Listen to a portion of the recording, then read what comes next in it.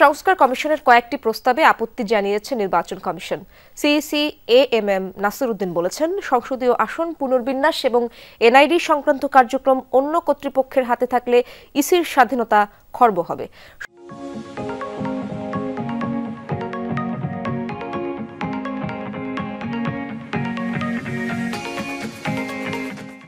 সংসদীয় আসন পুনর্বিন্যাসে প্রয়োজনে আইন সংশোধন করা হবে বলেও জানান তিনি।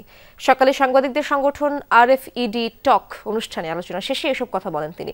সিইসি বলেন, আগে তত্ত্বাবধায়ক সরকার 3 মাসের মধ্যে নির্বাচন করতে পেরেছিল, কারণ কি কি কাজ করতে হবে তা জানা ছিল তাদের। কিন্তু বর্তমান কমিশন বিভিন্ন জায়গায় আটকে আছে। যদি আইন ও বিধি ঠিক থাকে, এই কমিশনও 3 মাসের মধ্যে নির্বাচন করতে পারত বলে মন্তব্য করেন সিইসি। নাসির উদ্দিন বলেন, আইন সংশোধন বা নতুন আইন করতে গেলে নির্বাচন প্রস্তুতিতে বাধা আসবে। নির্বাচনের 2 মাস আগে শিডিউল ঘোষণা করতে হবে বলেও জানান তিনি। সেক্ষেত্রে আইন কানুন বিধিবিধানের কাজ দ্রুত শেষ করার প্রস্তুতি রাখতে হবে বলেও জানান সিইসি। এখন যে মুহূর্তে ইলেকশন কমিশন ইটসেলফ স্বাধীন, আমরাই তো স্বাধীন। আমাদের চাইতে স্বাধীনতার মধ্যে আরেকটা স্বাধীন দিলে তার আরেকটা মুশকিল। আমার যে ভোটার রেজিস্ট্রেশন অন্যের কাছে দিয়ে দেওয়া অথবা যে ডিলিমিটেশন অন্যের কাছে দেওয়া, এটা আমার নির্বাচন কমিশনের যে ম্যান্ডেট, কনস্টিটিউশনাল ম্যান্ডেট সম্পূর্ণ বিরুদ্ধে, স্পিরিটের বিরুদ্ধে।